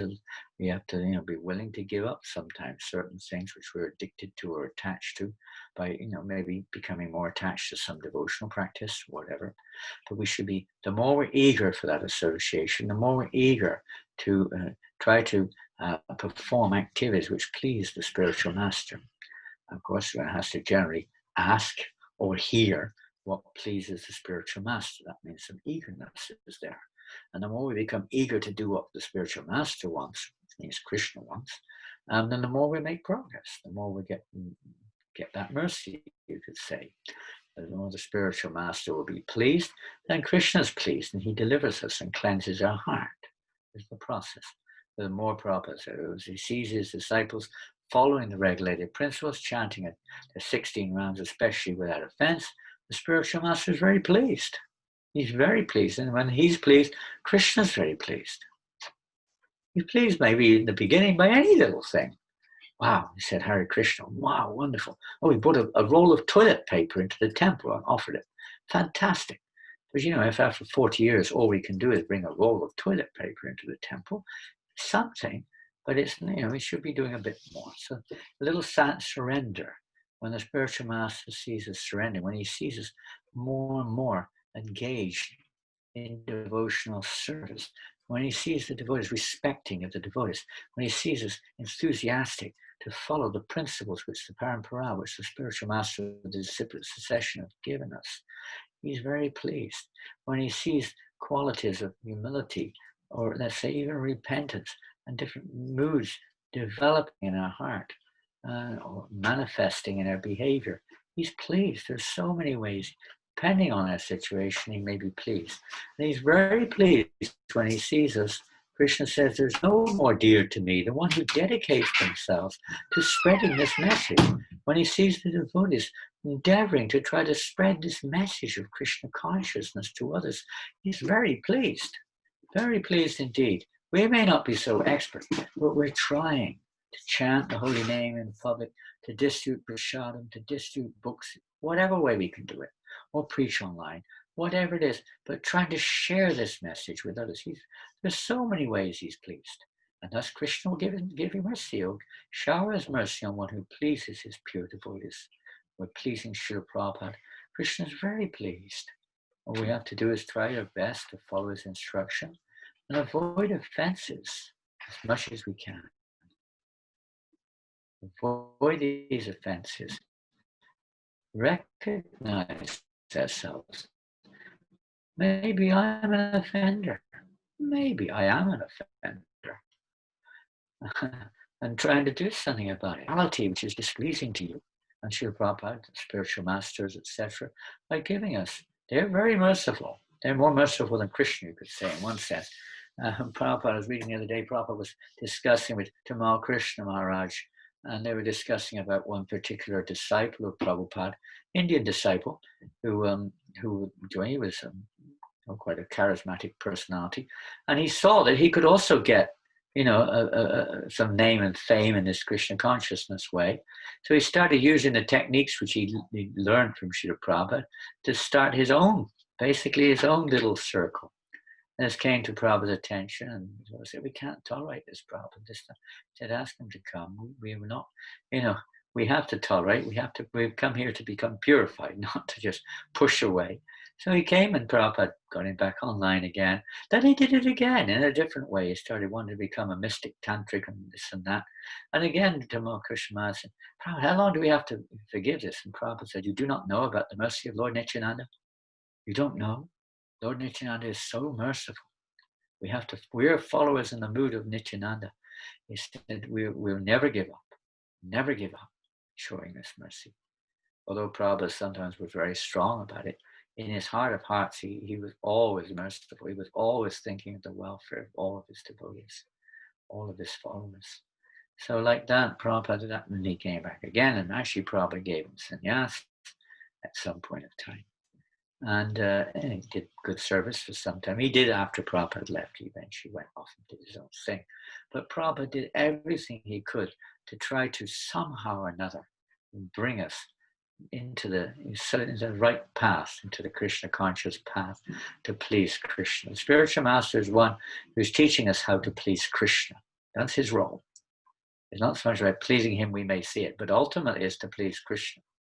When Krishna is pleased, everyone's pleased in reality. So let's try to endeavor to somehow or another assist the spiritual master in the mission of Sankirtan, whatever we can. Hare Krishna. I had a question that you are mentioning earlier that the price of Krishna consciousness is eagerness. However, from a personal perspective, I normally see that eagerness comes when I'm motivated for Krishna consciousness. What is the best way to become eager without any mundane motivation? Hare Krishna. Well, that's a good way. Chant the holy name of Krishna without offense. And that will gradually purify us of the motivation, whatever the motivation is. However, I remember one time in London, it was very interesting. Can they see? Or was they just seeing the box in the middle of the screen? Maybe they've seen the box. No, they don't see. They don't see the box. I remember in London one time, our top book distributor, who unfortunately recently passed away in a fire. He got burned in a fire. He kind of drifted away, came back to Krishna consciousness again. He was very active, and Krishna took him away last year. But he was our top book distributor in the 70s, I guess late 70s. And he had pretty weak sadhana. It wasn't very good. He liked to sleep in the morning and eat a lot. His japa was going on, but it was one of the type of japa that we might be familiar with, and a few other things. And he one time asked his question in class, and Trivikram Swami was giving class. He said, Maharaj, I don't understand it, Honestly speaking, I have rotten sadhana, probably worse than anyone else in the temple. Yet every day I'm the top book distributor. What's going on? He couldn't understand it. Trivikram Maharaj said, what would you do if you weren't the top book distributor? First of all, he said, well, I'm the top book distributor. Why? I'm motivated, he said. I get the Maha Prasad. Those days, the top book distributor used to get the Maha every day in the temple. And the Maha was like really special in London. And the general Prasad was wonderful, but it wasn't like, it was a similar thing every day. It was very simple, wonderful. But the Maha Prasad was very, very special. And he really, really liked eating. He loved opulent Prasad. So he said, that's really my motivation. And then Trivikram said, well, what Maharaja said, well, what would you do if you weren't the top distillery? He said, he thought about it for a little while. You know, I think I'd leave. I think I'd bloop, he said. He was motivated to get the Maha every day. The Sunday feast was another one we used to have to motivate devotees to stay on till the weekend if they were finding it too difficult. And the Sunday feast was irresistible. So there were some little baits like that when we're fishing, you get little baits. In the beginning, motivation's definitely going to be there for this, being, I did the most books, or, did you like my kirtan, or the way I dressed today, or the way I cooked today, or whatever. Sometimes even worse than that. What about my dress? If you look at my way I'm dressed, my tilak, there could be so many different levels of self-centeredness. Again, how do we cure this? Well, one you already mentioned was that chanting the holy name without offense is one process, and we could say that the internal process, especially trying to hear the holy name of Krishna, will purify us of all these motivations associating with those who haven't got ulterior motives, etc. Praying for the mercy of Krishna. We know many times we see in the Bhagavatam, Lord Brahma, Priyavata, other great devotees pray to the Lord that they not become overwhelmed with material motivations in the course of their services to the Lord. There are different ways we can associate with those who haven't got those motivations, etc. And learning to tolerate without being disturbed. Ataspashas to Kuntiya. These are disturbances in a sense. We may be thinking that these are good in the beginning, and if they weren't there, we probably wouldn't be doing what we're doing.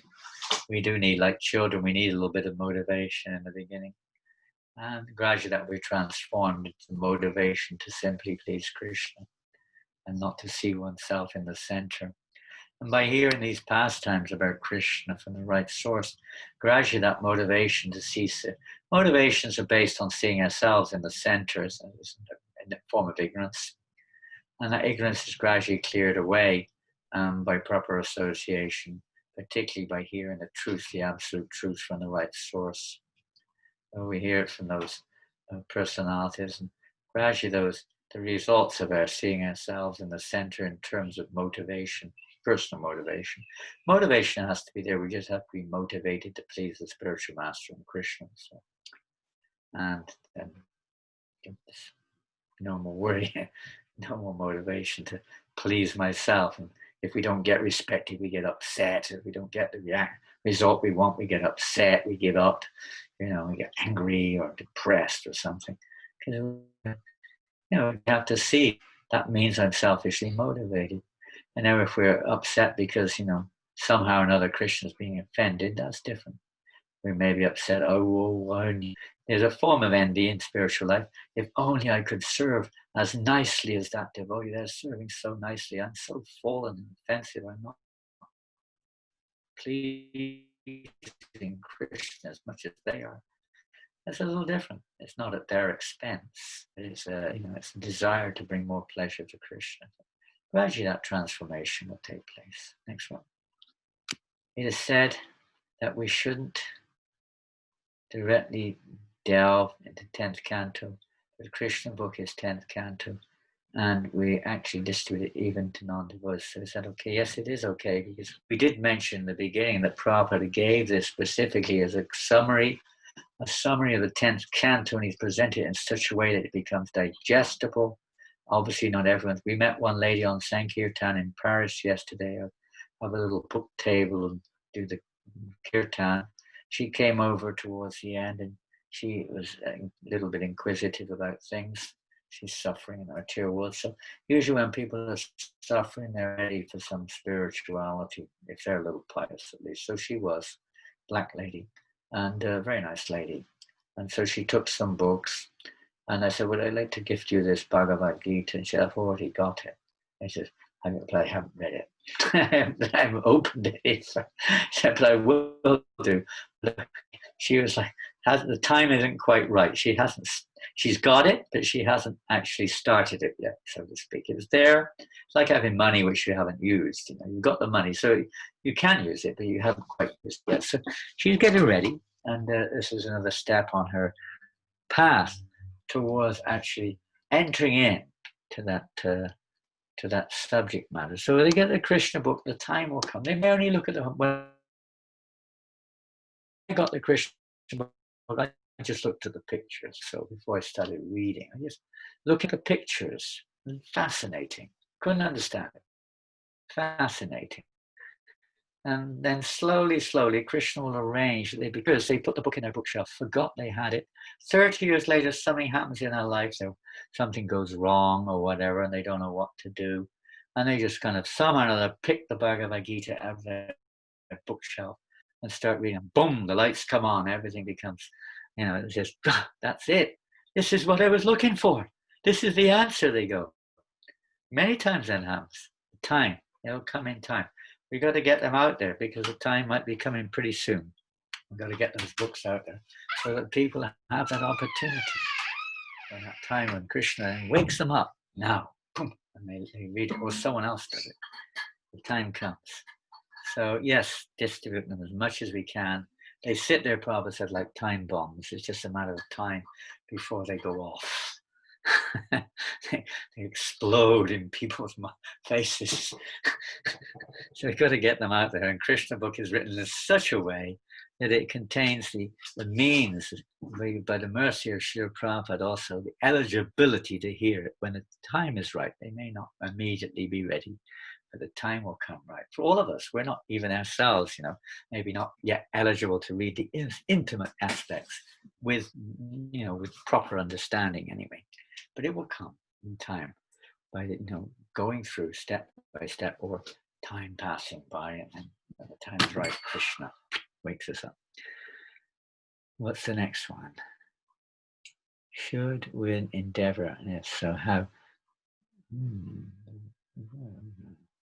Can you help me with this question? Should one endeavor, and if so, how to something or another, balance in partaking social activities with preaching intentions and individual family spiritual practice. Okay, we got this. This is the balancing, isn't it, between our constitutional and conditional responsibilities in life. Two Svadharmas. Now, in Kali Yuga, Svadharma may not be so much environmentally favorable in sense in of itself, as in the Varnashram system, according to our nature, the environment would be more favorable. One would understand. But when we're working in Ugra karma activities for material purposes, unnecessarily increasing the facilities for sense gratification in this world under the directions of persons who do not know the object of life, etc., being more or less obligated to fit into such a system, and then trying to be Krishna conscious at the same time. How do we balance that? It's not easy. It certainly isn't easy. We can understand that.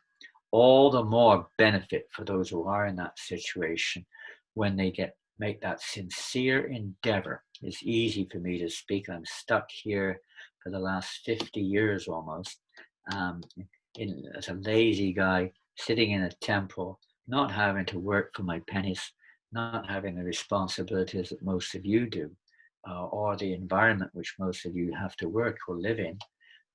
So for me, it's easy to sort of say this, that, and the other. But some understanding of your situation may be there.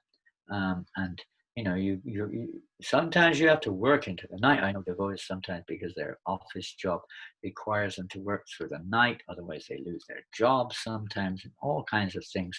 Maybe we don't have to, but in many cases we do consider we have to do these things. And it is an easy balance. And then you have to get the children to school. The children have their own issues, maybe between husband and wife. There are various things that maybe family, social, and then you've got all your taxes, insurances, this thing, left, right, and center, health problems. So many conditions are there which are unnatural conditions in many ways. How to get that balance between the two. The principles aren't really any different in terms of the essential. In terms of the detail, there may be some differences. The essential factors are the same. Bhaktivinoda Thakur said for a grihasta, working grihasta particularly, this principle is that every spare moment we have, we try to engage in hearing and chanting. Of course, we may have practical service in the temple, that's also fine. Otherwise, every spare moment, hear and chant about Krishna. Try not to waste one's time. In one sense, that's why Bhaktisiddhanta Maharaj himself said why he gave 64 rounds of japa daily for his grihastas. He said it wasn't necessary for the sannyasis to chant 64 rounds because they're already fully engaged in devotional service. They could or couldn't, whatever. But for the grihastas, he said 64 rounds.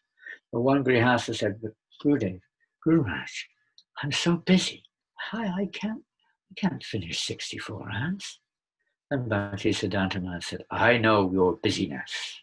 So much gramya katha, so much gossip, he said. Now, it's going back 100 years or more, well, maybe 100 years maybe. Maybe now we do have a different circumstance. I'm not saying that we're in the same position as that, but the principle is don't to waste any time. Try to utilize what time we have. And if we can start by hearing regularly, especially in the morning before we go to work, if we can, or wherever we're going, or whatever we're doing, in the morning, as much as we can, to charge, Prabhupada sometimes, charge our batteries so we have, the strength, spiritual strength. The conquering over lust, we can see in the third canto, is by spiritual strength. It's not some mundane adjustment.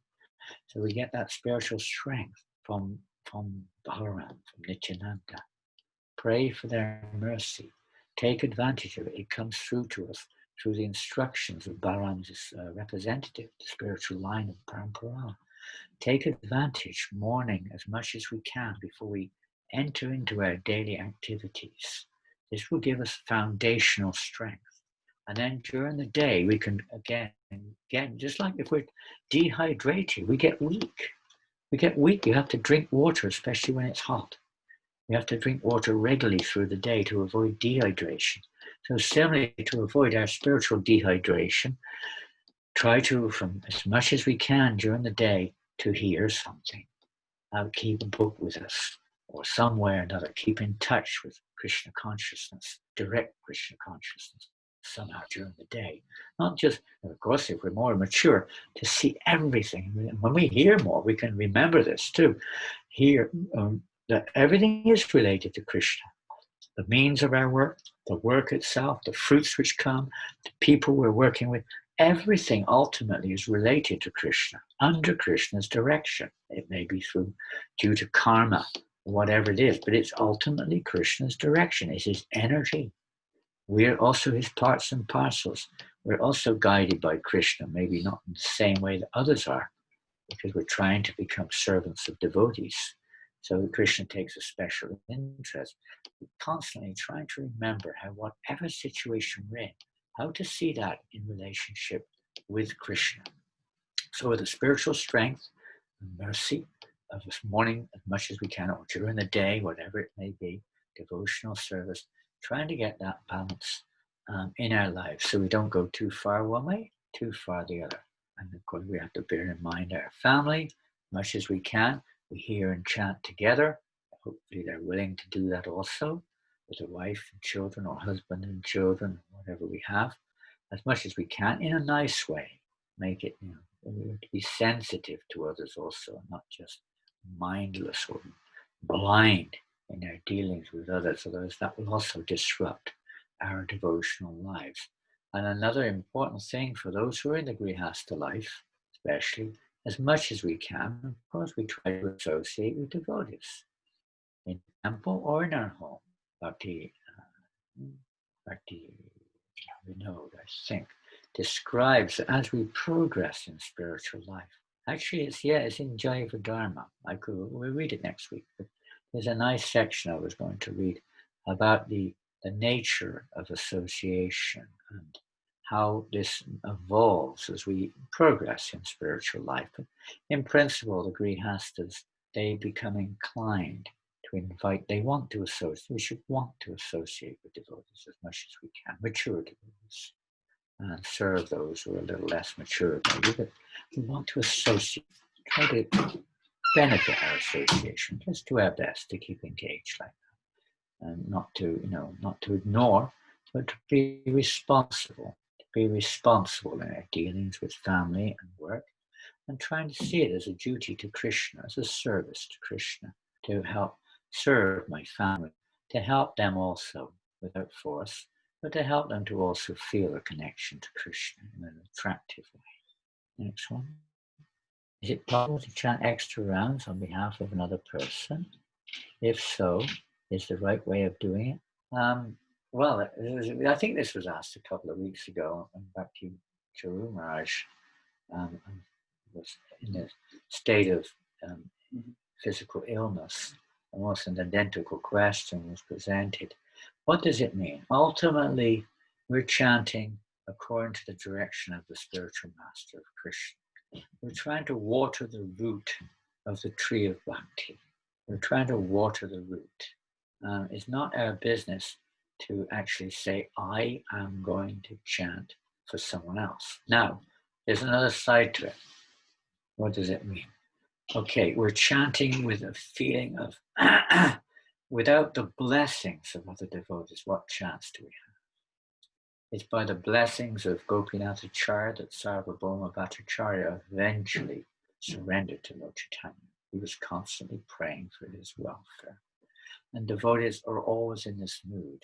They're always in this mood. Well-wishers for others.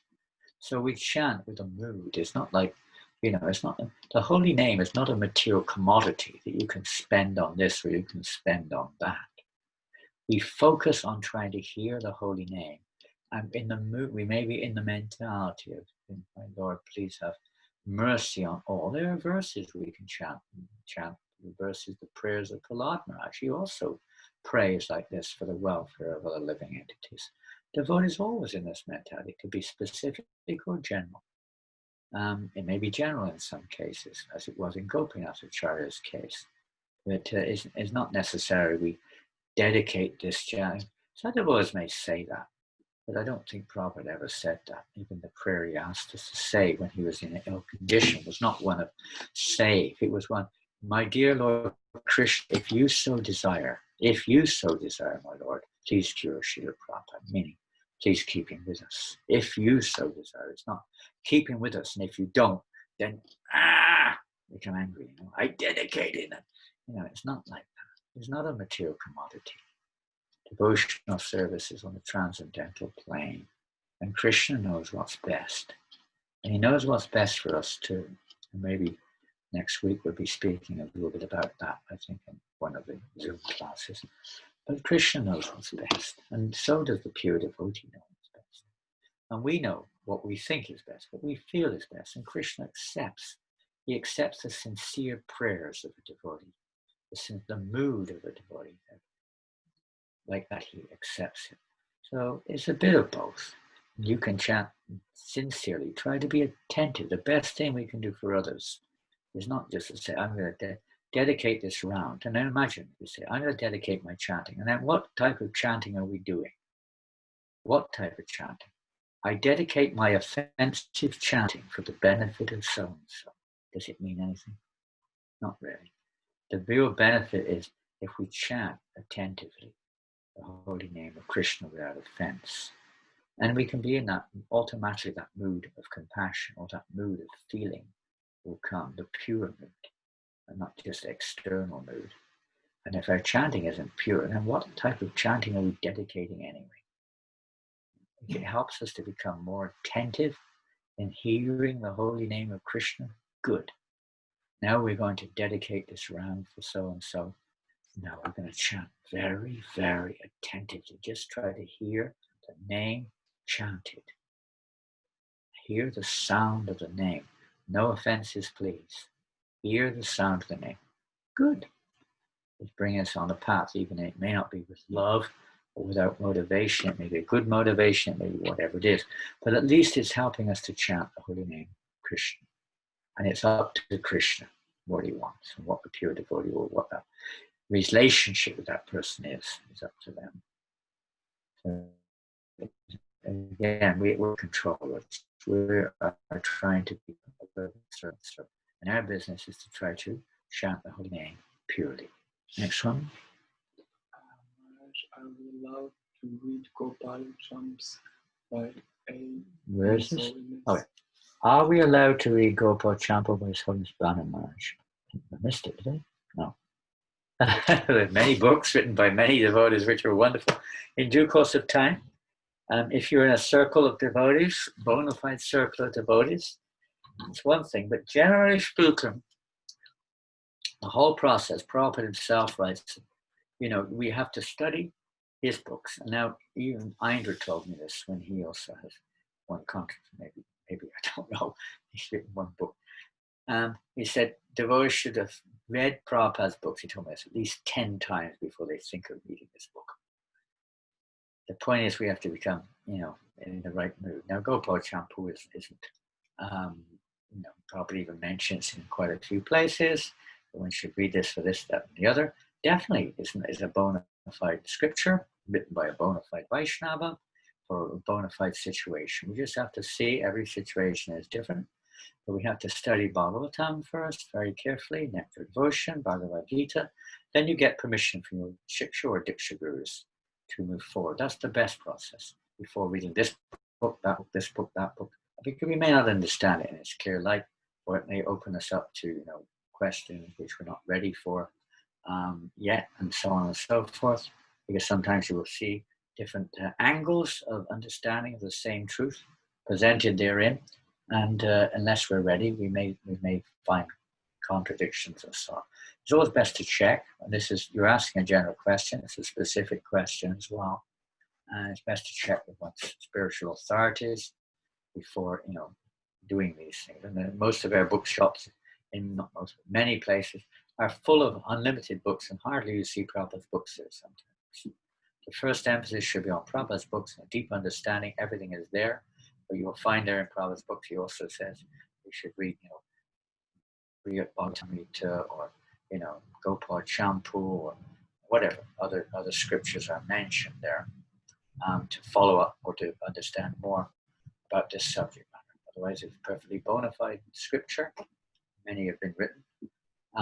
But the time circumstance, we certainly don't start with reading Gopal Champu. It may come much later. What is next? Between someone who is advanced and not advanced. Good question. How to experience? Well, the first thing is, generally we have to look at ourselves and we understand that we may not be so advanced. So when we're not so advanced, it's a little more difficult to say because we're seeing things from a rather neophyte perspective, we could say. Just give me a second. Yeah, quite a lot of questions. Oh. Okay, plow on. Advanced. Now we have the external, you could say, arrangements to help in the neophyte stage. In the more advanced stage, it becomes more of a realization. In the neophyte stage, you can say we have, especially why Prabhupada established an institution, and we have GBC, we have representative Srila Prabhupada giving initiation, we have Brahmanical initiations, we have leaders in the temple, we have the age, so many different things there. So they're there to help us we may or may not agree, we may see faults therein, but we have faults in ourselves, and because of faults within us, we'll definitely see faults in others. But this institutional arrangement is there also to help us to progress to a more mature stage of perception, cleansing our perception. As we advance in spiritual life, it becomes clearer. In the neophyte canista stage, generally the canista adhikari can't recognize very well, generally speaking, unless they're in an institution which establishes it. That's just the Vedic system, Varnashram. The same thing in ISKCON. There's an arrangement there. And I'm not saying that that's all there is. Obviously, the devotees in those positions may be also very more advanced than we would hope they would be. Generally, they are. But institutionally, it helps to make it a little bit clearer, a little bit defined for us neophytes to see that.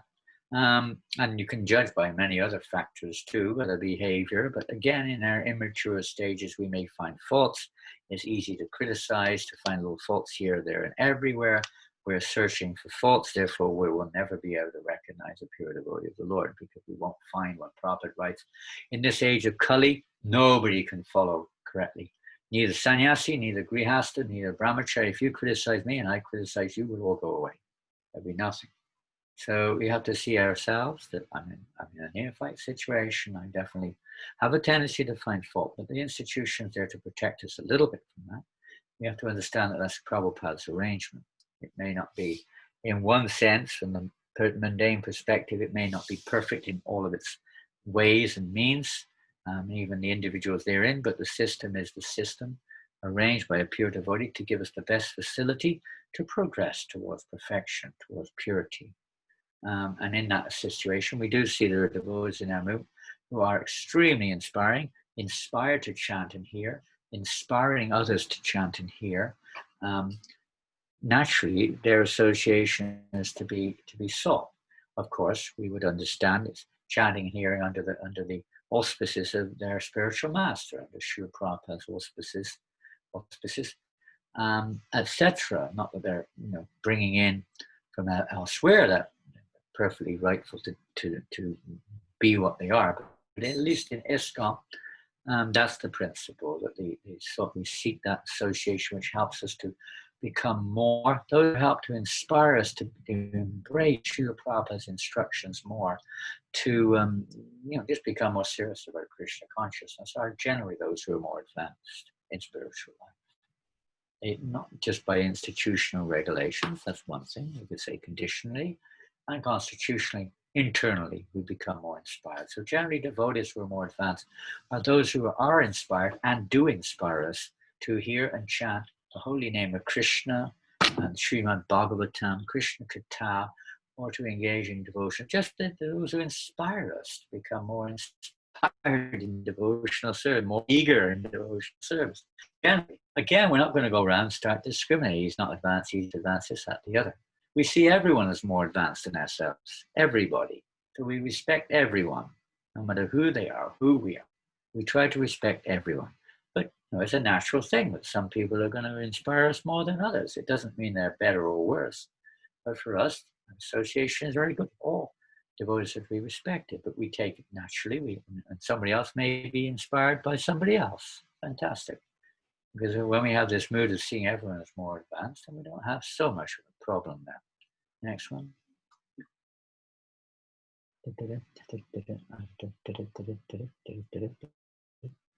I am not able to put my 16 rounds as topmost priority, although I think it should be, so I try, but I fail. Many times I feel morose. I remember Rupa Goswami's instruction as enthusiasm, patience, and determination. In early days of my spiritual life, I was able to do it, but later years past, I put practical services as priority. Later, I realized I was not able to serve in right consciousness, although I always pray to Srila Prabhupada before start of my temple services. Few times I commit offense or act under modes, thus commit offense, so get morose. Although I later lament about my behavior, so I humbly request you to guide me in this issue. Hare Krishna. Woof. I think I had a similar question, maybe from a similar devotee recently also, and similar. That this is, again, try not to get too mental about it. We can really start getting mental about every little detail, and definitely most of us can feel that in the beginning we seem to be more enthusiastic. Enthusiasm is not just an expression of activity. Prabhupada describes enthusiasm as acting with intelligence.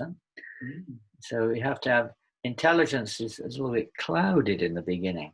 Maybe our enthusiasm is bubbling. And devotees are all pure, devotees, great. Whoa, I'm so lucky.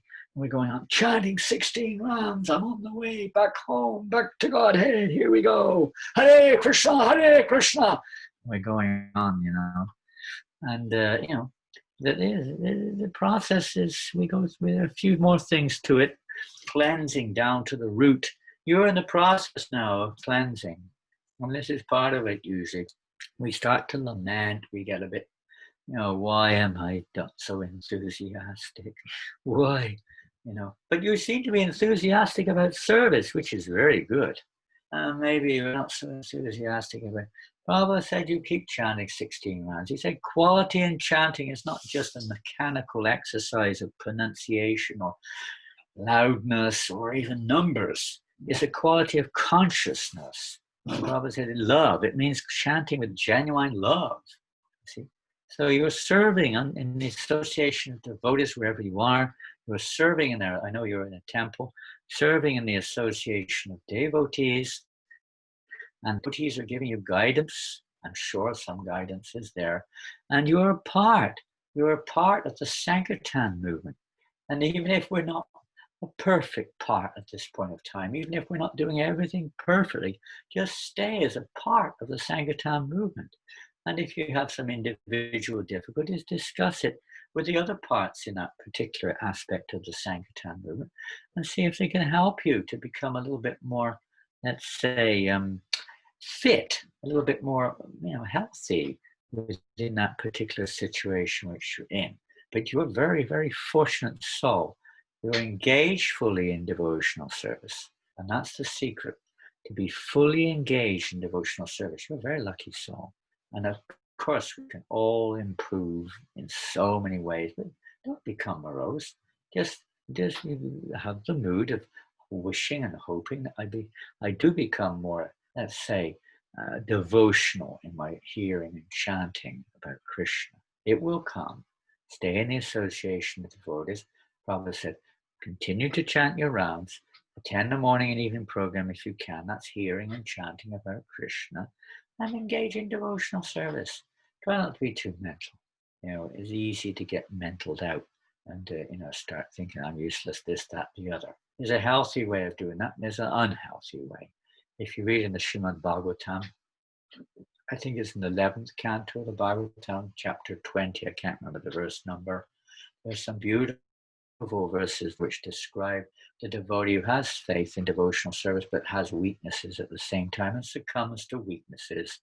And there's a beautiful purport based on Sridhar Swami and Vishwanath Chakravarti Thakur's purports, commentaries in that 11th canto about how a devotee should feel, but it would take half an hour to read it, and we can't do it. I'll try to, I take next. If I had the books here, it'd take me a minute to find. You can find it 11th canto, 20th chapter. Can't remember the verse number, but it's some beautiful instructions about devotees who are going through it and how we should not become morose, how we should not become, disheartened, etc., but encouraged rather than disheartened by these emotions that come up. Next one. Is that it? Yes. Thank you all. Hare Krishna. It was wonderful to hear from you all. Yeah. That's it? Yeah. Finished. Go Seva Ki Jai. Very nice. Yes, Go Seva. In fact, the last two comments there, They're private, so they're private. I won't mention who they are, but I'll just mention what they are. They're both related to the cows. Go Seva means service to the cow. And the other devotee, her last comment, is looking after cows also. Wow. Huh? Yeah, in Kerala. They have a goshala in their house. They have their own house, been there. They have their own temple in their house. Many people come. And of course, in India, it's easier. And they have a goshala in their own head. Half a dozen cows and little calves. And they offer the milk of the cows to their deities. The deities in the little temple they have in their house. Quite a big temple in the house. And it's a public temple. People come every day, all day long. And then they've got their house, and the back they've got their goshala. It's amazing. It's Lord Chaitanya's desire, Prabhupada's desire, that we do like this. And another devotee in France was also looking after bulls. And so Go Seva, worship of the bulls. This is another, thank you for bringing that. There's another aspect, by the mercy of the cows, by service to the cows. They're so merciful. They're most protective. Dearmost entities to Krishna. By their mercy, we can also receive Krishna's mercy. So service, Go Seva is very important. Very, very important. Yeah, Srila Prabhupada. Okay, Rasika, are you there? Is it Rasika? Oh, Yes, Maharaj. Yeah. Okay, so we better move on. I think there's nothing. There's a lot of people saying Hari Bol, but there's no questions there. Can we say Hari Bol, Trevor? if there's anyone left. Oh, most of them still there. Maybe all Hare right. Krishna. Haribol. Haribol. Hare Krishna. Haribol. Maharaj Haribol. Haribol. Hare Krishna Gurudev. Haribol. Hare Krishna. Hare Hare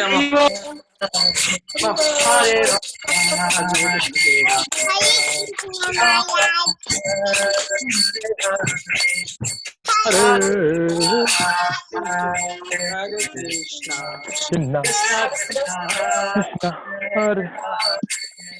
Hare Rama. Doors don't close. You got everything? Krishna Krishna Hare Hare Hare Rama Hare Rama Rama. Rama Krishna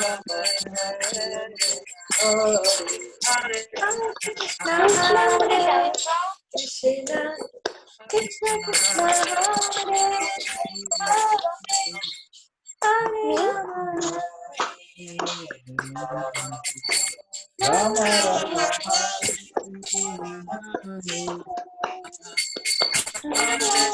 Rama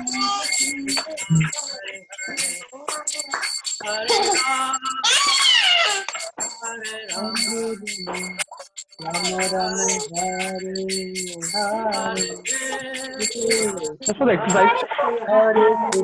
Oh, I have the long one. This is like for your feet and your just arms. And...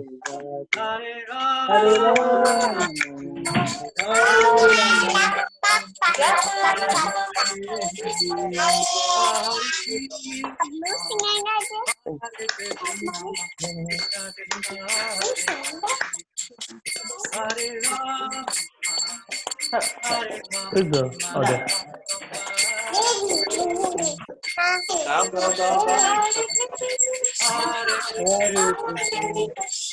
Krishna Krishna Hare